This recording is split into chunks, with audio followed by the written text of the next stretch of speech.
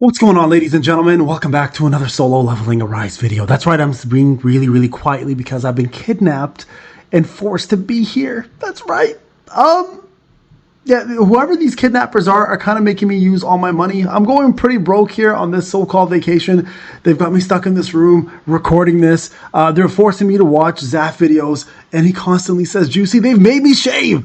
I look 10 years younger." But no, I'm just kidding. Welcome back to an SLA video. I'm having a blast here, guys. Thank you so much for watching. Okay, so listen, the volume is going to be a little bit off here as usual. I do want to talk a little bit about what's going on in the upcoming days, how to prepare for the upcoming update, and what you should be looking forward to. So without further ado, guys, let's talk about some of the most important things you can do to help your account grow. A couple things you should be doing, a couple things you can hold off on and not worry too much about, and things to prepare for when it comes down to Demos hard mode, plus the brand new KANAE update that's coming on February the 13th. That's right, you heard it. Now remember, we're also going to be doing a Korean live stream at 4:45 a.m. Eastern Standard Time. That is my time, and going to be covering the Korean live stream that's going to talk about KANAE.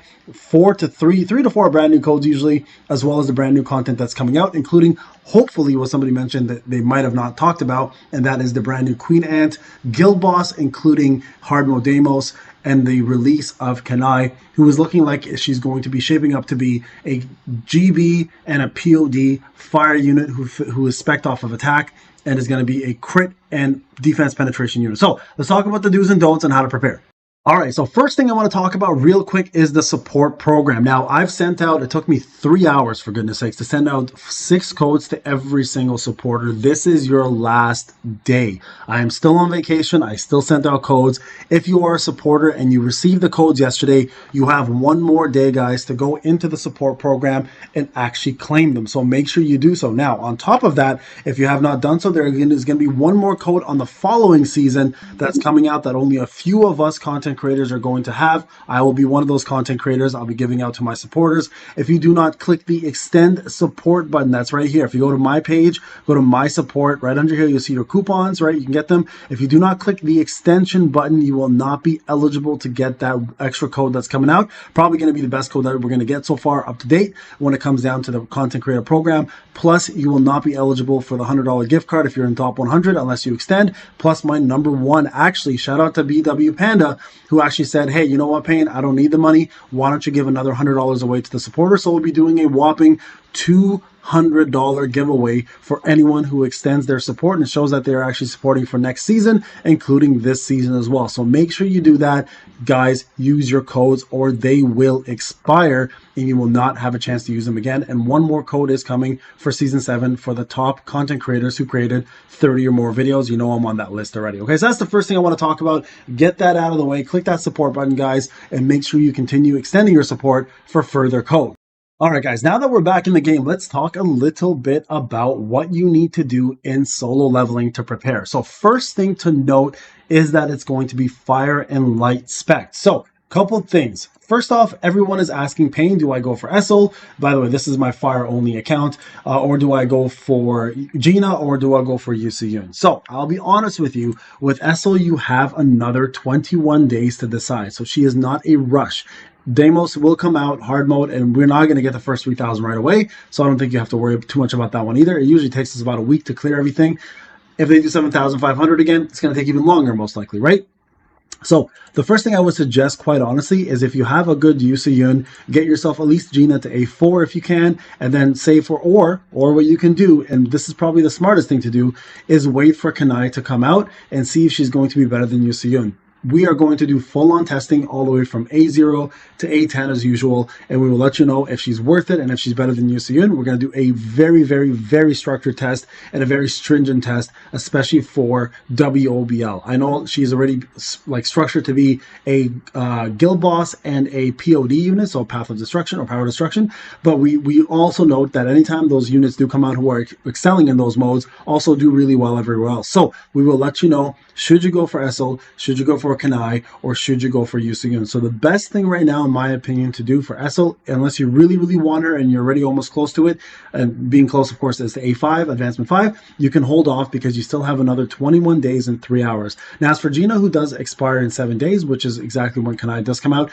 this is up to you. If you are a pay-to-win player, getting Gina to A4 minimum will absolutely increase your odds of beating hard mode. You want to push to A5, obviously, for the combat power, or you can continue trying to summon her in this section here, which is the custom banner. And now the fan as well is another big one. The fan will absolutely help you beat the content because of the heavy break option that it has within its skill break, and also the fact that if you are using the bow at A5 or any other fire weapon, as a matter of fact, it increases the damage of all fire weapon by quite substantial amounts. So the fan is something, if you are going to play fire weapons specifically, to go for. If you're planning to play light, you don't have to go for the fan. The Golden Tail Fox event and the stick is or the Wukong staff, whatever you want to call it, I forgot what it was called, Divine Quarterstaff, I think it's called. You can hold off and use that instead, okay? So you guys can definitely hold off on the fan, but if you are using the bow, the fan is almost a must-have. It will definitely help you break faster, which is probably going to be a necessity for 2-star stuff.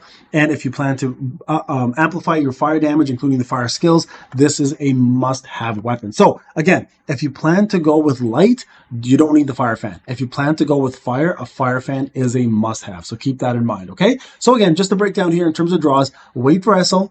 If you already have a light team, try to use the light team, see if you can beat hard mode with light, right? We're going to test that anyways ourselves.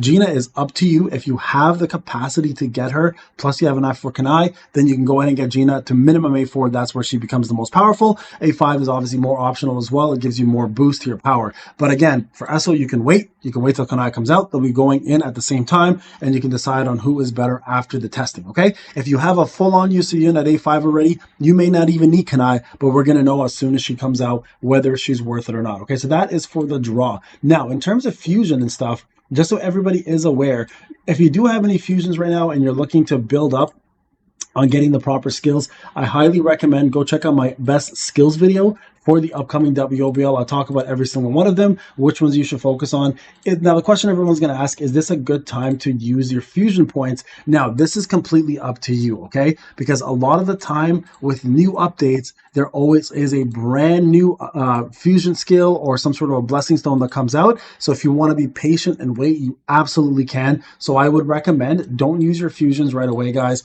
Hold on to them. And if you are a veteran account especially, you don't want to use them because there, again, might be something that comes out that might actually boost your account quite a bit, okay? So blessing stones and fusions, I would actually wait to summon those later on. Now, for anyone who is planning to go light, build your Thomas, build your Gun He, obviously, build your Min. Those are going to be your 3 main units that you want to work with. Now, if you are a free-to-play player like myself on my free-to-play account, I have been building and working on getting my guild spirit to A10, which I accomplished. I'm hoping that it will be enough as a weapon to complete the content that needs to be completed, right? And if you guys are know what I'm talking about this Truth Demon Spear Fragment. You guys can see this is my new guild. So not my guild, but the guild I'm in. This right here, I got an A10 for my free-to-play account. If you're close, this is the time to push it and use your guild points to complete that. Now, if you were around for the event, when it comes down to the Golden Tail Fox, that's the second weapon you want to use. So your light team should be composed of Thomas, Gun He, and Min, and that's who you're going to use to pretty much try your best to beat hard mode. Again, is it possible? I'm not sure. That's what I don't know. Another thing you definitely want to work on right now, if you are a brand new player or an existing player, is going to be your armory. Okay, so now Deimos, just so you guys are aware, is being estimated through the leaks to be 1.25 million to about 1.35 million. A great way to get your CP up is to work on your armory. So make sure you are putting in your marks of times and now getting them all up and getting this to boost your combat power. Now, if you don't know how this works, as you can see right there, I boosted my 1,460. That doesn't give you any stats, but it does go towards your total overall power, helping you avoid or get past the red penalty or being closer to the recommended penalty. If you don't know how that works, if you are below the recommended penalty and boss fight, or any fight as a matter of fact, you are penalized for your stats, you're penalized for your break bar percentage, etc. Right? So you guys can see here, this for example, if you're in the blue, your stats actually increase. If you're in the white, your stats will be the same if you're at least at the recommended power. If you are in the red, you are completely penalized, and every stat will be penalized and drop. So you're going to have a much harder time, especially when there's 2 flames on a boss. Expect there to be harder breaks, more HP, more defense on the boss, so a much harder fight overall. And remember, guys, you don't have to beat WOBL. No one's going to put a gun to your head. No one's going to force you to do this. This is for you to do on your own time if you want to go for the challenge. This is meant to be for whales and for dolphins, not necessarily meant to be for free-to-play players, okay? So if you are a free-to-play player and you're stressing about this, I can only tell you this as somebody who has all 3 accounts, pay-to-win, dolphin, and free-to-play. Don't stress. There will be ample opportunities for you to try. If you have already beaten normal mode, pat yourself on the back. You deserve it. This is a challenge for you against yourself. It's just a skin. The main rewards that we get for clearing, everyone will get as soon as the whales or dolphins clear it. I will be clearing it for sure on my pay-to-win account. Best believe I'm going to try on my free-to-play account, and I'm going to do my best to get fast enough on this fire-only account to beat it as well. Another thing I want to make sure you guys really do focus on as well is Simulation Gate. This is a fantastic way to boost your power and one of the fastest ways to boost your power. So make sure, guys, if you are working on this, you try to complete this as soon as you can, because the enchants on your armor is going to help you grow in power very quickly in comparison to what you normally would without it. Okay, so make sure, guys, you are putting effort in simulation mode and doing the right ones. I highly recommend for a lot of people who are in the 950 to 1,000,000 powers to do simulation 11 and 12. You guys can check out any of my guides to get those completed. Now, for newer players as well, just to help your account a little bit more, make sure you've completed story mode, normal, hard, and reverse to get yourself boosted. And also, guys, use your keys to do your encore missions and instant dungeons to get proper gear and start gearing yourself up. Outside of that, guys, that's pretty much what you can do to prepare. Some people have asked me about the Huntsman. Do I think the Huntsman is a good weapon to use? Honestly, I haven't tested it yet.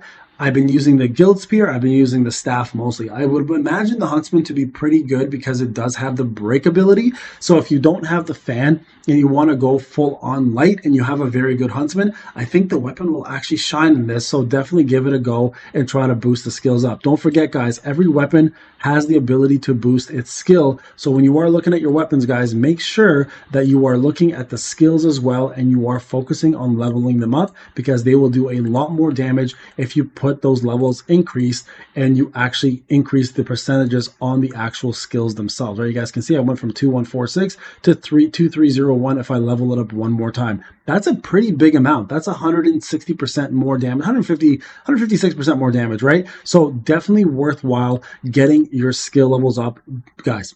Focus on that. It's huge. And the same goes for SJW's actual skills themselves. Definitely worth leveling these up as well too. All right, folks, thank you so much for watching. Again, I'm on vacation. I'll see you guys in the next one. Take care.